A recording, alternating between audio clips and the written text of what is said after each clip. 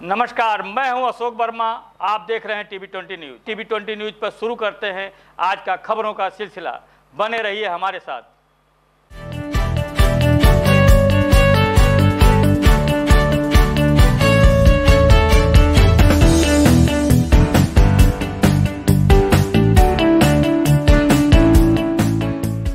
सगड़ी विधायक वंदना सिंह ने मुख्यमंत्री सभा स्थल और हेलीपैड निर्माण कार्य का निरीक्षण किया है। इस दौरान उन्होंने कार्यक्रम स्थल पर तैयारियों को देखा और साथ ही हेलीपैड स्थल पर पहुंचकर तैयारियों का जायजा लिया।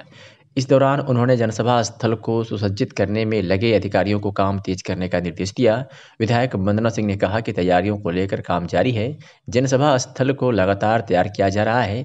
हेलीपैड स्थल पर काम जारी है। इसके अलावा आसपास भी साफ सफाई का काम चल रहा है। उन्होंने कहा कि प्रदेश के मुखिया योगी आदित्यनाथ महाराज की जनसभा सगड़ी क्षेत्र के लिए सौभाग्य का विषय है। ज़्यादा से ज़्यादा लोग कार्यक्रम में पहुंचे ताकि सगड़ी को कुछ नई सौगात मिल सके। आपको बता दें कि 6 सितंबर को उत्तर प्रदेश के मुखिया योगी आदित्यनाथ का सगड़ी विधानसभा के तहसील मुख्यालय से सटे जूनियर हाई स्कूल जीयनपुर के परिसर में आगमन होने जा रहा है, जिसको लेकर प्रशासन तैयारियों में जुटा हुआ है। टीवी20 न्यूज से बातचीत करते हुए वंदना सिंह विधायक सगड़ी और ग्राम प्रधान अलीपुर ने क्या कुछ कहा, सुनिए। आज आपके द्वारा सीएम के जनसभा स्थल का निरीक्षण किया गया, क्या देखा आपने, कैसी तैयारी चल रही है? तैयारी बहुत अच्छी चल रही है। पंडाल में भी काफ़ी अच्छी व्यवस्था हो चुकी है और पीछे भी तमाम सफाई कर्मी लगे हुए हैं और अपना काम कर रहे हैं। रोड के किनारे भी सारी सफाई हो रही है और सबसे अच्छी बात ये देखने को मिली कि यहाँ के लोगों में काफ़ी उत्साह है कि हमारी धरती पे सीएम साहब का आगमन हो रहा है, माननीय योगी जी का आगमन हो रहा है। काफ़ी लोग उत्साहित हैं। आपके भाजपा ज्वाइन करने के बाद ये पहली बार आप आजमगढ़ में जनसभा हो रही है, कितनी भीड़ हो सकती है? भीड़ का अंदाज़ा भी नहीं कोई लगा पाएगा कि कितनी भीड़ होगी यहाँ पे। लोग तो ऐसे कह रहे हैं कि 10,000 20,000, लेकिन हम कह रहे हैं कि उससे ज़्यादा ही भीड़ होगी।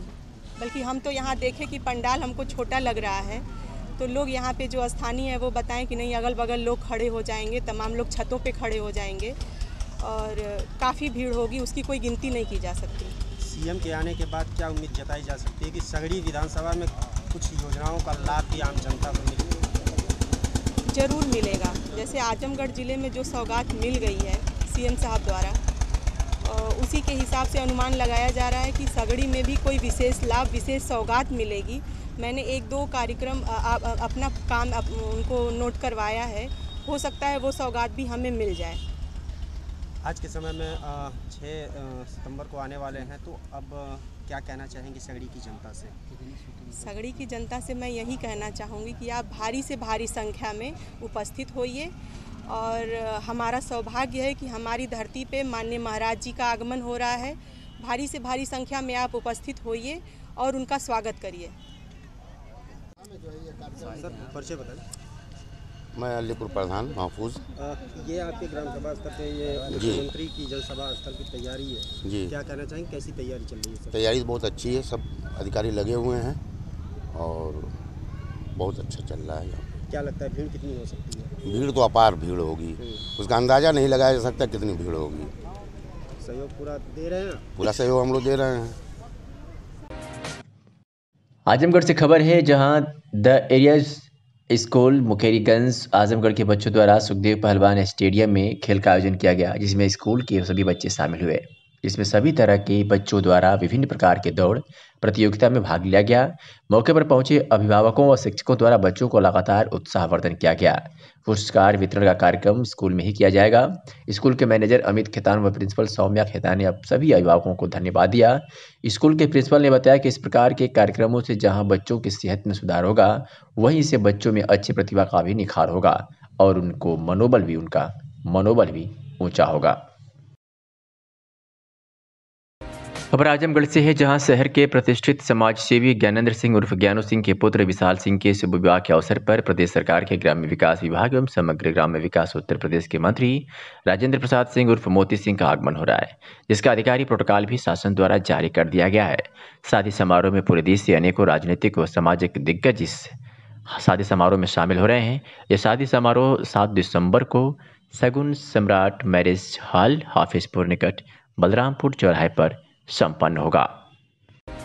जिलाधिकारी राजेश कुमार ने आज सगड़ी तहसील मुख्यालय के बगल में जूनियर हाई स्कूल के परिसर में होने वाली मुख्यमंत्री की जनसभा स्थल और हेलीपैड की तैयारियों का निरीक्षण किया।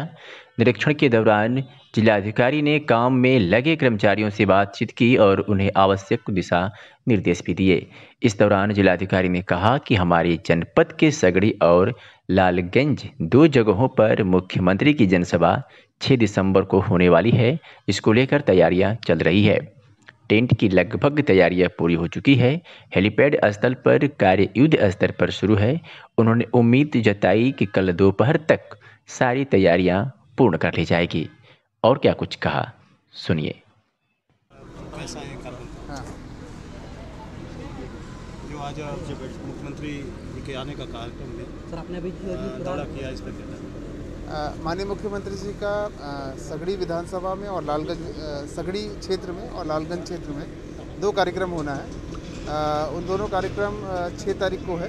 पहले सगड़ी का है, उसके बाद लालगंज में कार्यक्रम होगा। सगड़ी में करीब 12 बजे के आसपास कार्यक्रम है, तो उसकी तैयारियां की जा रही हैं। टेंट लगभग लग चुका है, साउंड भी लगाना शुरू कर रहे हैं और बैरिकेडिंग का कार्य चल रहा है, तो कार्य समय पर पूरा हो जाएगा और व्यवस्था संपूर्ण पूरी तरह से सुनिश्चित की जा रही है।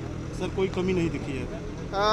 अभी तो जैसे काम अभी चल रहा है, अभी हमारे पास कल का दिन भी है, तो मेरे ख्याल से कल दोपहर तक हम टेंट वगैरह पूरा तैयार करवा लेंगे और बाकी जो सुरक्षा की व्यवस्था है वो भी तैयार करवा लेंगे। लालगंज की क्या तैयारी है? लालगंज में भी हेलीपैड पूरा बन चुका है और हेलीपैड का रास्ता भी बन चुका है और टेंट का स्ट्रक्चर खड़ा हो गया है, वहाँ भी लगभग पूरी तरह से तैयारी। बाउंड्री तो चारों तरफ से घिरी हुई है अभी? देखिए, बाउंड्री ऐसा है, जहाँ जहाँ बाउंड्री में दिक्कत है वहाँ बैरिकेडिंग की जाएगी, सुरक्षा की पूरी पुख्ता व्यवस्था की जाएगी।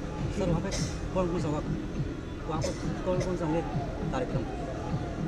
देखिए, माननीय मुख्यमंत्री जी का यहाँ पे जो कार्यक्रम है, बहुत कई विभागों की जो योजनाएं हैं उनका शिलान्यास लोकार्पण होगा और साथ में जो लाभार्थी परक योजनाओं में लाभार्थियों को भी सर्टिफिकेट्स और बाकी लाभार्थियों को मंच पे बुला के उनका सम्मान भी किया जाएगा। तो ये कार्यक्रम लालगंज में भी है और सगड़ी में भी। यूपी में पहली बार परीक्षा के नियमों में बदलाव किया गया है। सीबीएसई के साथ ही यूपी बोर्ड भी आयोजित कर रहा प्री बोर्ड परीक्षा। इसे लेकर नए नियमों के साथ क्षेत्र के सभी विद्यालयों में परीक्षा चल रही है। यूपी में पहली बार परीक्षा नियमों में बदलाव किया गया है, जिसे लेकर स्कूल के बच्चों में भी खुशी है। बच्चे प्रतियोगी परीक्षाओं में अच्छे अंक ला सकते हैं तथा उन्हें अन्य परीक्षाओं में भी विशेष लाभ मिलेगा। नए नियम से बच्चों को प्रतियोगी परीक्षाओं की तैयारी करने में भी विशेष लाभ होगा। क्षेत्र के पटेल इंटर कॉलेज में नए नियम के अनुसार ही प्री बोर्ड परीक्षा संपन्न कराई गई। नियमों में बदलाव से बच्चों में खुशी है। स्कूल के छात्रों ने बताया कि परीक्षा नियमों में बदलाव से बहुत लाभ मिल सकता है। सीबीएसई पैटर्न के अनुसार हमें भी आगे चलकर लाभ मिल सकता है तथा आगे चलकर तैयारी करने में बहुत मदद मिलेगी। इस तरह का बदलाव होना बहुत अनिवार्य था, इससे हम लोग बहुत खुश हैं। मेरा नाम अभिनव मिश्रा है, मैं पटेल स्कूल में पढ़ता हूँ। ये जो अभी सरकार द्वारा निकाला गया है कि सीबीएसई बोर्ड के पैटर्न के हिसाब से हाई स्कूल के बोर्ड की परीक्षा होगी, इससे क्या आप लोगों को लाभ होगा, इसके बारे में बताइए। इससे हमें बहुत ही लाभ हो सकता है। इससे जैसे कि सीबीएसई वाले जो भी फीचर आगे जाके लेंगे फ्यूचर में, उनका लाभ हमें भी प्राप्त हो सकता है और इससे हमें आगे तैयारी करने में बहुत ही आसानी हो सकती है। अगर हम देखें तो आगे हमें बहुत ही तैयारी करनी है अपना भविष्य सुधारने के लिए, तो इसके लिए हमें ये जो नया चीज़ आया है इससे हम लोग बहुत ही खुश हैं और इसका होना अति अनिवार्य हो सकता है। क्या आप लोग के पढ़ाई में और क्या क्या असर पड़ सकता है, कुछ मार्क्स में कैसे लग सकता है, इसके बताइए। पढ़ाई में तो बहुत ही अच्छा हो सकता है, क्योंकि ये जो चीज़ आई है इससे हमें जो है थोड़ा आसान हो सकता है हमारे लिए। और कोरोना है, आप जैसा जानते हैं, तो इससे हमें हमारे ऊपर जो है हमारे लाइफ के ऊपर बहुत ही ज़्यादा दबाव है और तैयारी तो लगभग कम से कम हो पा रही है। तो ये जो आया है सरकार द्वारा, इससे हमें बहुत ही लाभ प्राप्त हो सकता है। मैं डॉक्टर दिनेश कुमार सिंह, प्रवक्ता अर्थशास्त्र, Patel memorial inter college Atrauli. Sir, ये जो यूपी बोर्ड की पहली बार बदला है परीक्षा का नियम और सीबीएसई बोर्ड के साथ आयोजित हुआ है, इसके बारे में क्या है, परीक्षा चल रही है कि क्या है, लाभ क्या है, इसके बारे में थोड़ा सा यहाँ वो परीक्षा की किस पैटर्न पे करानी है, वो पहले हमारे पास सूचना आ गई थी और हमने उसी पैटर्न पर छमाही परीक्षा करवाया है और सारे सीबीएसई के जितने भी पैटर्न थे, यानी सारी परीक्षाएं अब सीबीएसई पैटर्न पर ही हो गई और सारी परीक्षाओं को हमने उसी पैटर्न पर आयोजित किया। इसमें छात्र लोगों को क्या लाभ है या इसके बारे में बताइए। इसे इनके जैसे भावी तैयारी के लिए भविष्य में विभिन्न प्रकार की परीक्षाओं के लिए, विभिन्न प्रकार के कॉम्पिटिशन्स के लिए तैयारी करने में उनको काफी सुविधा होगी, क्योंकि हमारा यूपी बोर्ड का पहले का सिलेबस थोड़ा लेंदी था, अच्छा तो था लेकिन बहुत लेंदी था। अब उसी को स्टार्ट में करके सीबीएसई बोर्ड के आधार पर कर दिए, जिससे बच्चों को भविष्य में तैयारी करने में, चाहे वो कॉम्पिटिशन की हो चाहे अन्य परीक्षाएं हो, वो यहाँ तक कि नीट और आईआईटी में भी तैयारी करने में उनको काफी सुविधा होगी। आपके यहाँ परीक्षा समाप्त हो चुकी है, अगली परीक्षा कब होगी? अभी तो परीक्षा ये समाप्त हो गई, छमाही परीक्षा समाप्त हो गई, प्री बोर्ड की तैयारी हम कर रहे हैं। प्री बोर्ड की परीक्षाएं जनवरी लास्ट या फरवरी के फर्स्ट वीक में संपन्न करवाएंगे।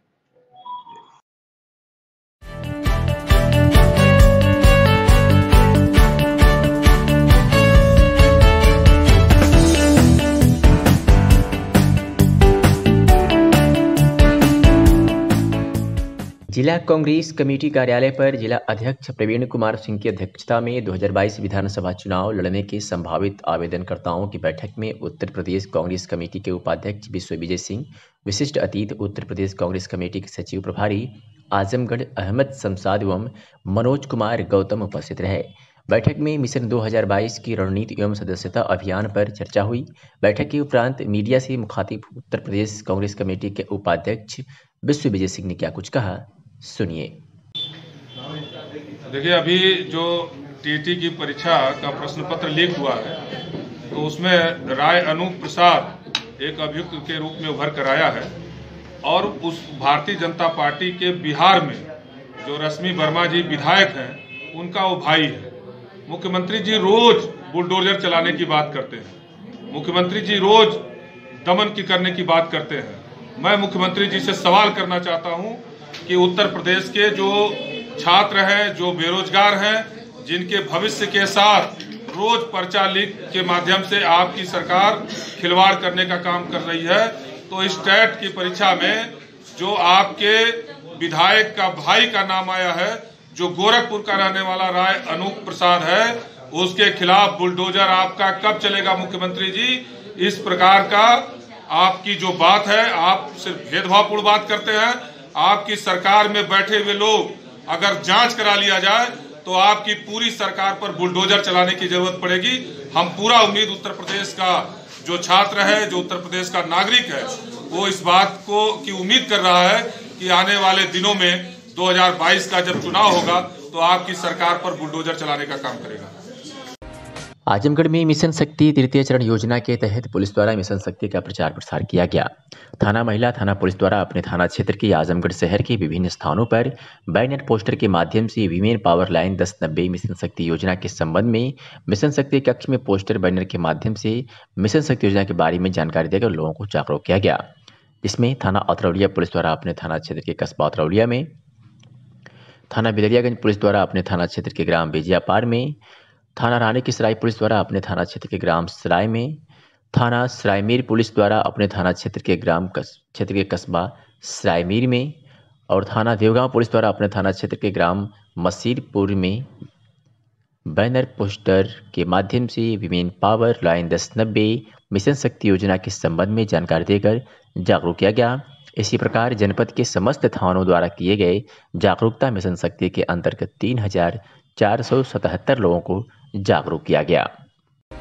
अम्बेडकर नगर में केशव मौर्य का एक बड़ा बयान सामने आया है। उन्होंने कहा है कि बिचौलियों को बीच से हटाने के लिए सभी का बैंकों में खाता खुलवाया गया। जब जो भी भेजा जाता है वो लोगों को पूरा मिल रहा है। पहले की सरकारों में कितना भ्रष्टाचार हुआ आपने देखा है। बिना भेदभाव के बीजेपी सभी का विकास करती है। जिन्होंने हमें वोट दिया उन्हें भी हमने आवाज़ दिया और जिन्होंने वोट नहीं दिया उन्हें भी आवाज़ दिया। सपा बसपा गरीब को गरीब बनाए रखने का कार्य किया। देश के 60 करोड़ लोगों को आयुष्मान योजना का लाभ मिला। यूपी में अपराधियों का बोलबाला था, आज अपराधी भागा भागा फिर रहा है जबकि पुलिस वही थी। ऐसा इसलिए हुआ क्योंकि हमारी बीजेपी की सरकार है।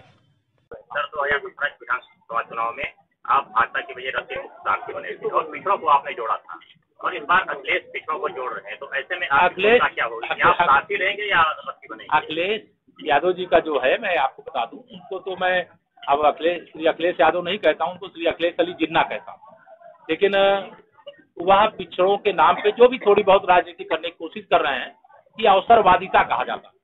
अगर पिछड़ों के लिए उनके मन में कोई सम्मान होता तो 2012 से 17 के बीच में समाजवादी पार्टी प्रचंड बहुमत में थी और उन लोगों को स्थान देते जिनको इस समय स्थान देने की कोशिश कर रहे हैं। लेकिन मैं आप विश्वास रखता हूं कि पिछड़ा ना उनके साथ 2014 के बाद से गया है और ना 2022 के बाद भी जाएगा। हमारे साथ थे, हमारे साथ हैं। मथुरा के एक ट्वीट ने पूरा भूचाल ला दिया है। देखिए, हम लोग तो अयोध्या, मथुरा, काशी सबका विकास करते हैं। धन्यवाद।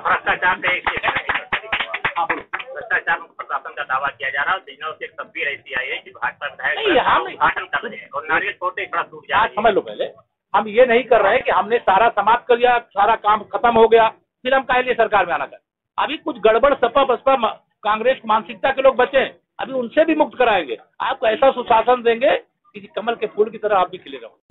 आजमगढ़ के अतरौलिया से खबर है, जहां थाना क्षेत्र अतरौलिया के धर्मापट्टी गांव निवासी सुधांशु तिवारी पुत्र गोरखनाथ तिवारी गुड्डू, जो बचपन से ही मेधावी था, जिसका चयन लेफ्टिनेंट कर्नल पद पर होते ही पूरे क्षेत्र में खुशी की लहर दौड़ पड़ी। वहीं गांव पहुंचकर बधाई देने वालों का तांता लगा हुआ है। बधाई देने में नीरज तिवारी भाजपा नेता ने लड़के के पिता को मिठाई खिलाकर बधाई दी। सुधांशु तिवारी की प्रारंभिक शिक्षा क्षेत्र के ही एक कॉन्वेंट स्कूल से हुई थी। उसके बाद अपनी लगन और मेहनत की बदौलत कभी पीछे मुड़कर नहीं देखा। हाई स्कूल और इंटर की परीक्षा दिल्ली से पास कर दिल्ली में ही एक वर्ष इग्नू से तैयारी करने के बाद इलाहाबाद चले गए। वहाँ 4 महीने की विशेष तैयारी कर एनडीए की तैयारी करने लगे। इसके लिए नागपुर से कोचिंग के पश्चात बेंगलुरु में इंटरव्यू दिया, जिसमें इनका पहले प्रयास में ही लेफ्टिनेंट कर्नल पद पर चयन हो गया। सुधांशु तिवारी का बड़ा भाई विवेक तिवारी सेना में कैंटीन चलाता है, तो वही बहन दिव्या तिवारी बीए फाइनल की छात्रा है। माता सुमन तिवारी गृहिणी, तो वहीं पिता गोरखनाथ तिवारी उर्फ गुड्डू दिल्ली में प्राइवेट कंपनी में गाड़ी चलाते हैं। सुधांशु तिवारी का लेफ्टिनेंट पद पर चयन होने पर पूरे गाँव में खुशी व्याप्त है। आइए सुनाते हैं कि गोरखनाथ तिवारी उर्फ गुड्डू के पिता ने क्या कुछ कहा। क्या नाम है आपका? हमारा नाम गोरखनाथ तिवारी जी। आपके बच्चे का किसमें हुआ है? ऐसा है सर, हमारे बच्चे का हुआ है आर्मी में लेफ्टिनेंट। जी जी। और कैसे कैसे आपने किस तरह से उसको मैंने सब किया है? ऐसा है, मैं तो ड्राइवरी करता था जी, और ड्राइवरी अभी भी कर रहा हूँ जी। बच्चा जब शुरू में पढ़ने चालू किया तो मुझे कुछ ऐसा लगा कि इसमें कुछ इम्प्रूवमेंट है जी, तो इसीलिए मैंने उसकी पढ़ाई पे ज़्यादा फोकस दिया जी। और जी। बीच में थोड़ा सा कुछ गड़बड़ हो गया था जी, क्योंकि थोड़ा जहाँ लेकिन आपको विश्वास था? मुझे पूरा विश्वास था। तो उसमें जो है मुझे ऐसा लगा कि इस बच्चे के अंदर कुछ न कुछ है, काबिलियत है, जिसकी वजह से मतलब जा सकता है वहाँ पे। तो मैंने काफ़ी मेहनत किया और उसको, जबकि माली हालत तो गड़बड़ थी ही, एक ड्राइवर कितना कमा लेता है, फिर भी मैंने किसी तरह से मतलब उसको पढ़ाने के लिए मैं कहा बेटा तुम कहीं से पढ़ो और कोई दिक्कत नहीं होगी, न पैसे की होगी आपको, न हर चीज़ की होगी। और मुझे ऐसा लग रहा था कि ये कहीं न कहीं जाएगा। तो हमने उसको दिल्ली से फिर इलाहाबाद ले आया, फिर वहाँ उसका एडमिशन कराया और इसके बाद उसने सब कुछ क्लियर किया और आज इस समय अभी वो लेफ्टिनेंट पद पे जाएगा। और अभी वो ट्रेनिंग के बाद मतलब जैसे 2 साल 3 साल, अभी 3 साल की ट्रेनिंग है, उसके बाद फिर वहाँ जाएगा वो। आजमगढ़ के निजामाबाद तहसील पर समाजसेवी अरुण कुमार ने मोया और सहरिया 2 गांवों के सैकड़ों महिलाओं को लेकर धरना दिया और उप जिलाधिकारी निजामाबाद को दोनों गांवों के आवास और पट्टी की जमीन की दी जाने की और पानी खराब सड़क नाली बनवाने आदि की मांग कर ज्ञापन दिया। इस अवसर पर कुलदीप कौर, कंचन कौर, अनामिका कौर सहित सैकड़ों महिलाओं ने धरना दिया। क्या कुछ कहा अरुण कुमार ने, सुनिए। क्या मामला है? मामला आज जो है दलित समुदाय के लोगों का है। सहरिया गांव डंडवा के लोग हैं, मोइया मखदूमपुर के लोग हैं, दलित समाज के लोग हैं।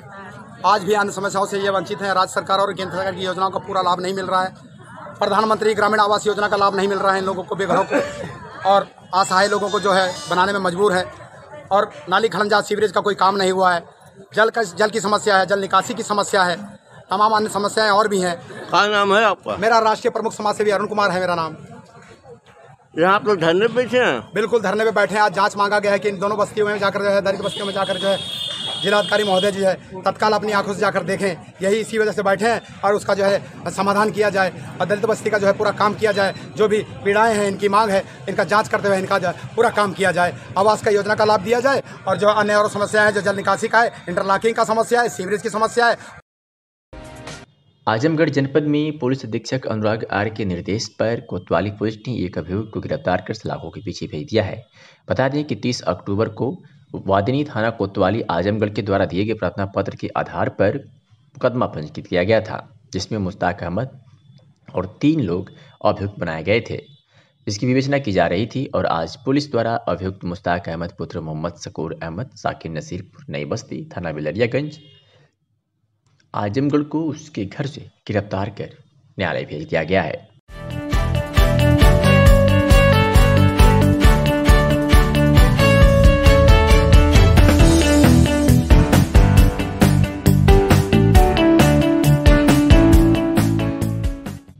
किसी गांव के विकास के लिए सिर्फ ग्राम सभा की निधि ही काफ़ी नहीं होती है, बल्कि उसके लिए गांव के अध्यक्ष की सोच और समझ भी मायने रखती है, क्योंकि गांव के विकास के लिए एक अच्छी सोच का होना बहुत ज़रूरी है। आज मैं उस गांव के प्रधान से आपकी मुलाकात करवा रहा हूं, जिन्होंने बहुत ही कम समय में कुछ ऐसे काम किए जिससे आज गांव की जनता उनकी तारीफ कर रही है।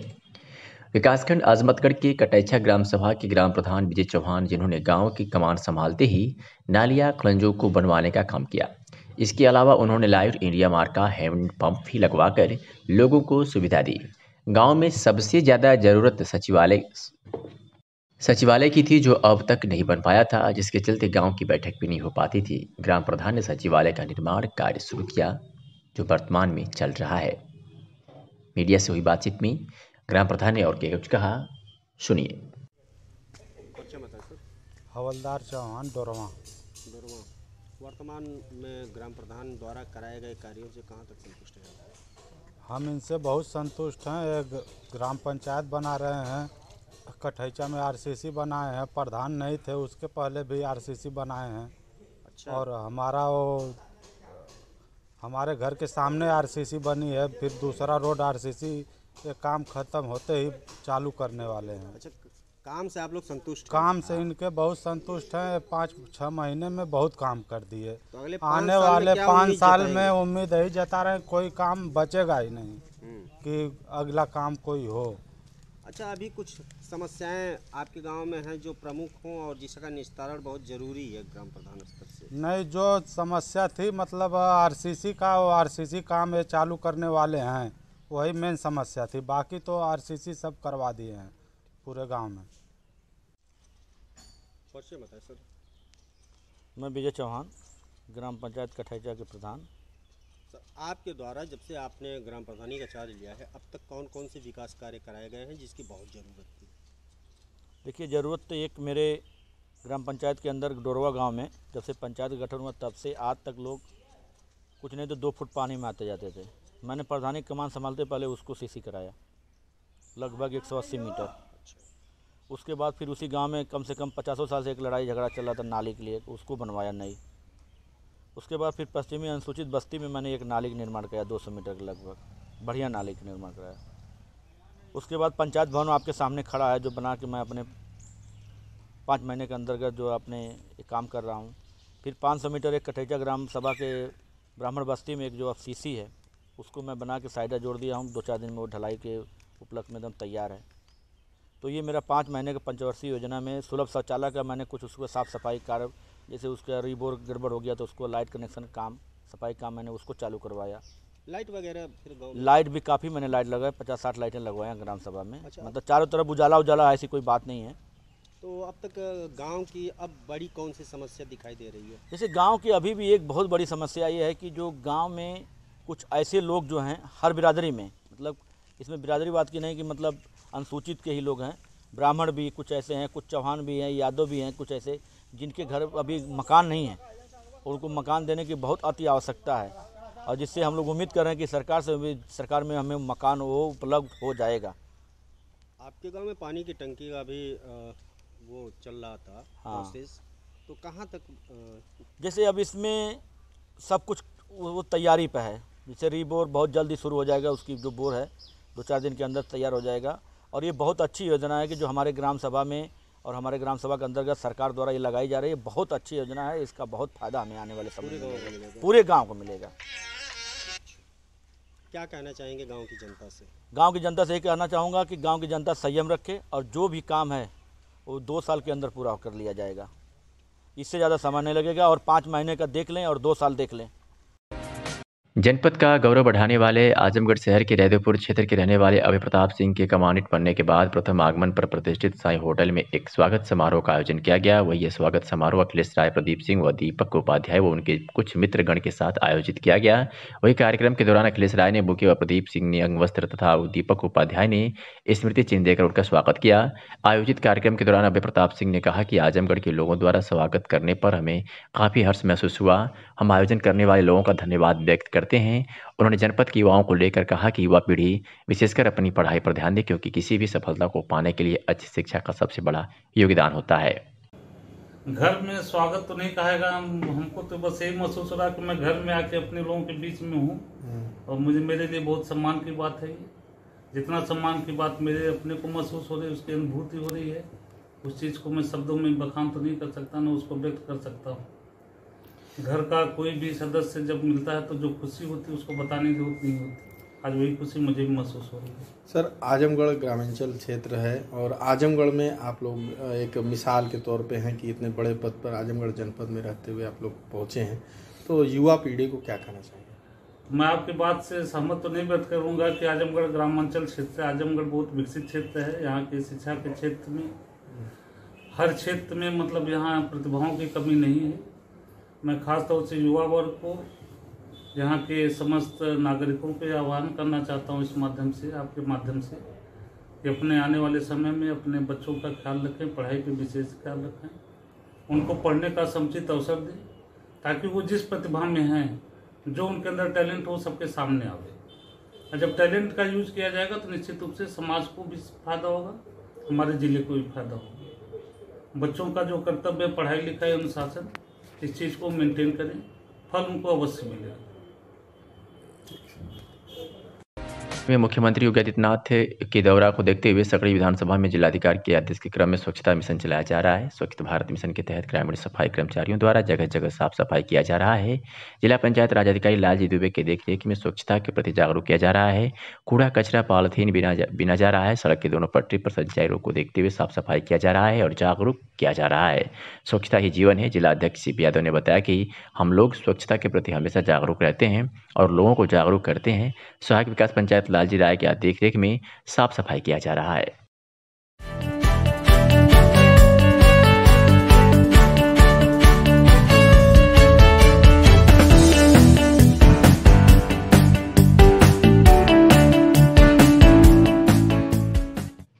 आजमगढ़ के सदर तहसील में समाधान दिवस के अवसर पर उप जिलाधिकारी AN चौधरी व CO सिटी सिद्धार्थ तोमर ने मीडिया से बात करते हुए जानकारी दी कि अभी तक कुल 27 मामले आए हैं, जिसमें 22 मामले राजस्व के थे, 5 मामले पुलिस के थे व 2 मामले अन्य थे, जिस पर त्वरित कार्रवाई के आदेश किए गए हैं और जल्द से जल्द इन मामलों को निपटाया जाएगा। आज 10 दिवस है और कितने मामले आए क्या देखना? इसमें राजस्व के लगभग 27 मैटर आए हुए हैं। कुछ 5 प्रकरण पुलिस से संबंधित है, एक जल निगम से संबंधित है, एक खंड विकास अधिकारी से संबंधित है। सभी प्रकरणों को 7 दिन के अंदर निस्तारण करके, गुणवत्तापूर्वक निस्तारण करके अवगत कराने के लिए संबंधित अधिकारियों को निर्देशित कर दिया गया है। कुछ ऐसे एप्लीकेशंस हैं जिसमें पुलिस बल की आवश्यकता है, उन्होंने थाना समाधान दिवस के दिन उसको डिस्पोजल करने के लिए डायरेक्शंस दिए गए हैं। सर, जो प्रत्येक मंगलवार शनिवार हो गया सर, उसके लिए लोगों को क्या जागरूक? उसके लिए बाहर पम्पलेट्स लगा दिए गए हैं, बोर्ड्स लगा दिए गए हैं, पेपरों में विज्ञप्ति दी गई है और ये काफ़ी दिनों से हो गया है। लगभग सभी जनता जान गई है कि मंगलवार के स्थान पे प्रथम और तृतीय शनिवार को और द्वितीय तथा चतुर्थ शनिवार को संपूर्ण समाधान और थाना दिवस हो रहे हैं। बलरामपुर से खबर है, जहां ग्रामीणों की सूचना पर पहुंची उतरौला कोतवाली की पुलिस शव को तालाब से बाहर निकाल कब्जे में लेकर शिनाख्त करने में जुट गई। पुलिस के काफ़ी कोशिशों के बावजूद मृतक का शिनाख्त नहीं हो सका। हत्या आत्महत्या किसी तरह से यह हादसा हुआ, इन्हीं सब में पुलिस उलझी हुई है। मृतक के बारे में अभी कोई साफ तस्वीर नहीं हो पा रही है और ये मामला उतरौला कोतवाली क्षेत्र के मटियरिया कर्मा ग्राम के समीप का बताया जा रहा है। पयागपुर से खबर है, जहां गुरुद्वारा श्री गुरु सिंह सभा की ओर से श्री गुरु नानक देव महाराज का 552वां प्रकाशोत्सव धूमधाम से मनाया गया। इस दौरान भव्य शोभा यात्रा निकाली गई। शोभा यात्रा में चारों धर्मों के प्रतीक चिन्ह लिए बच्चे आकर्षण का केंद्र रहे। महिलाएं कीर्तन कर गुरु का गुणगान कर रही थी। जगह जगह शोभा यात्रा का स्वागत भी हुआ। पयागपुर के भूपगंज बाजार में स्थित गुरुद्वारा शिव सिख समाज द्वारा 552वीं गुरु नानक जयंती बड़े ही हर्षोल्लास के साथ मनाई गई। गुरुद्वारा में प्रकाश पर्व के दौरान लगातार चल रहे कार्यक्रमों के बाद शोभा यात्रा निकाली गई। ये शोभा यात्रा गुरु ग्रंथ साहिब की अगुवाई में शुरू हुई। इसमें साध संगत विशेष परिधान में गुरुघर की सवारी गाड़ी के पीछे शबद कीर्तन करते चले रहे थे। परंपरा के अनुसार गुरु ग्रंथ साहिब की सवारी को फूल मालाओं से सजाया गया।